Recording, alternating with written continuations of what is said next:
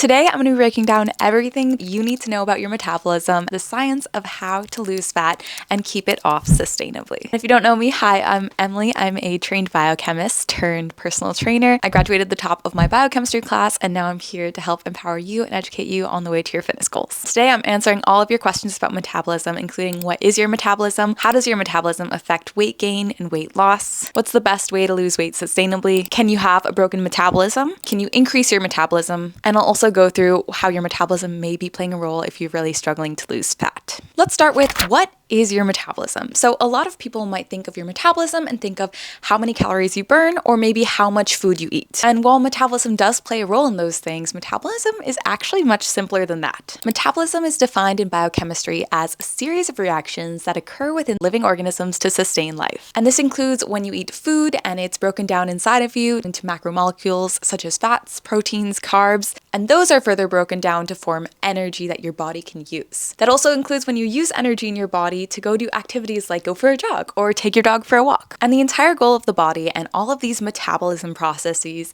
are to help keep you alive. This is a really important idea that's going to come back to play in just a few minutes when we chat about why you might be struggling to lose fat and keep it off. But now we know generally what metabolism is, let's chat about its role in gaining or losing weight. And when we're thinking about how to lose weight, what we're going to want to bring in is our friend, the metabolism equation, which is this right here. And we're going to go through all of this in a few minutes, but very generally, TDEE is your total daily energy expenditure. It's how much energy your body needs on a daily basis. And all of these other symbols on the right side of the equation, they are just simply different ways that your body uses energy. That's all. And in order to go through sustainable fat loss, we're going to manipulate different areas of this equation, which we'll chat about in detail in a few minutes. But very important, before we go into gaining or losing weight, let's chat about calories. And a calorie is simply a measure of energy. And let me give you a quick example of this just to make it a little bit more clear. So you probably already know that when you eat food, your body breaks it down into a form of energy that it can use, because a whole cinnamon roll is just a little bit too big for it to be useful. So what we do is we break that cinnamon roll down into those macromolecules that we were talking about, those fats, carbs, proteins, and then we further break those fats, carbs, and proteins down to form energy that's usable to our body. And this energy is measured in calories. Now you might be familiar with the idea of higher calorie and lower calorie foods. So you might be thinking of cinnamon rolls or donuts or other types of sweets. Higher calorie foods are more energy dense and contain more of this energy, whereas low calorie foods such as fruits, vegetables, celery, they're lower in calories and therefore lower in energy that our body can use. So higher calories is more energy for your body to use and lower calories is less energy. And in order to gain weight, you need to eat more calories than your body uses.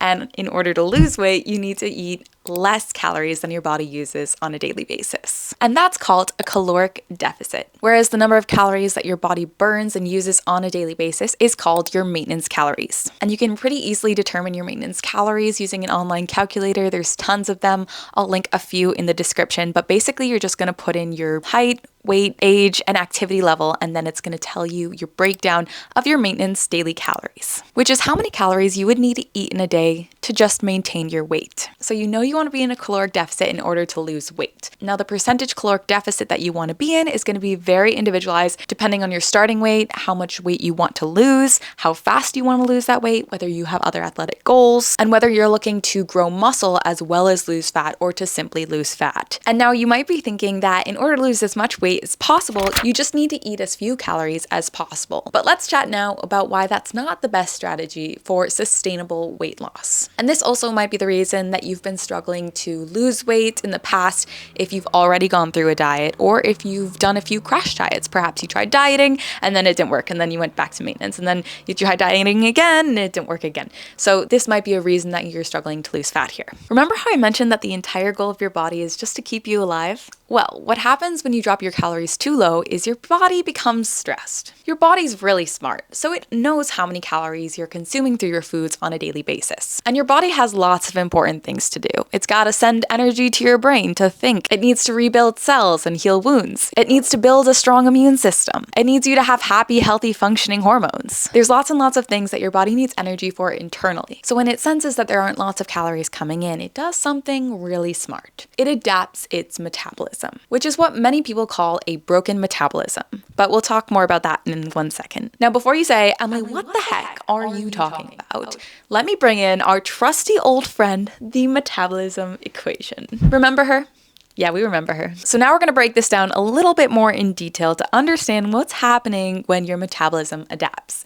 So TDEE is your total daily energy expenditure. This is the total number of calories that your body uses on a daily basis. And of course, all these other symbols are the way that your body uses energy, all the different breakdowns. Starting with your BMR, BMR is your basal metabolic rate. This is how much energy your body needs to simply survive. If you were laying in bed, not doing any movement, this is how many calories your body burns. Just to breathe, to blink, to fuel all of those internal actions. And your BMR makes up the largest percentage of the total daily energy expenditure. Now your NEAT, your non-exercise activity thermogenesis, is going to be all of those subconscious movements that you don't think about on a daily basis.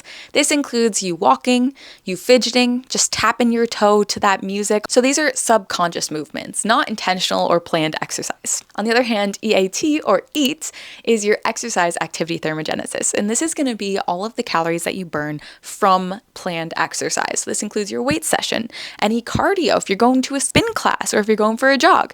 This is all energy through EAT. And the last thing in the equation is TEF, or the thermic effect of food.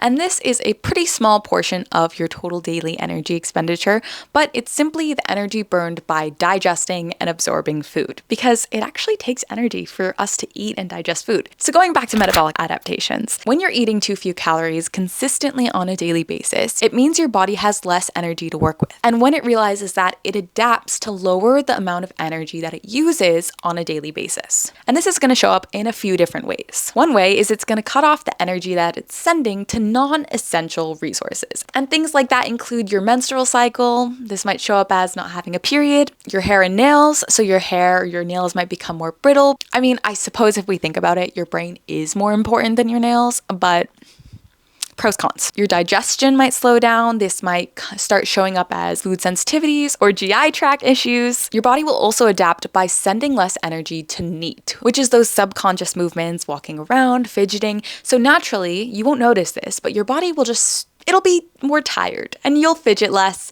You won't do the toe tapping. You'll spend less time pacing and you just in general will be less interested in moving. This might also affect your EAT by showing up in exercise, since you're feeling quite a bit more tired. Although when you're exercising, it'll feel pretty intense and you'll feel like you're going hard, you actually won't be performing at the level that you think you are. So on a scale from 0 to 10 of hardness, it'll probably feel like a 9 or 10, but in reality, it'll probably be like a 5 or a 6, which is a kind of a lose-lose. And lastly, your body will naturally change your BMR to decrease. And this will partially be due to you losing weight as well as losing muscle. Since muscle is a more metabolically active tissue, aka muscle burns more calories than fat. So what happens when people do crash diets or lower their calories too low for too long is they train their body to burn fewer calories. And what happens is if they stop dieting or if they have a binge and they eat more than their maintenance, which has now dropped quite a bit, is they'll more easily store that on as fat. So this is a metabolic adaptation, and many people think of this as a broken metabolism.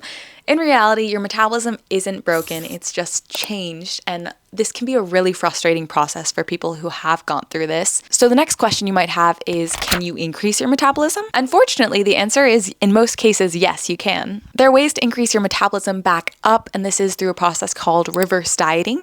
It includes slowly, in a controlled way, increasing your calories over time when coupled with resistance training, which is building muscle, since we talked about how muscle burns more calories than fat does. Now, I'm not going to cover reverse dieting in this video. It's a whole can of worms to open, but the short answer is yes, you can increase your metabolism through your BMR and growing muscle over time. And using myself as an example, years and years ago, I went through this. I accidentally lowered my metabolism to burn around 1,600 calories at maintenance, and I was able to re-increase my basal metabolic rate and my maintenance calories up to around 2,400 over time. And this took years of metabolic changes and hard work, but it is very possible. Let me know in the comments if that's something that you're interested in a more deep dive video on. Now, if you aren't experiencing metabolic adaptations, that is amazing. Congratulations. Let's move on to the next portion of the video, which is how to lose fat sustainably. Now, remember that metabolism equation that we made? How could you ever forget it? So remember, total daily energy expenditure is TDEE,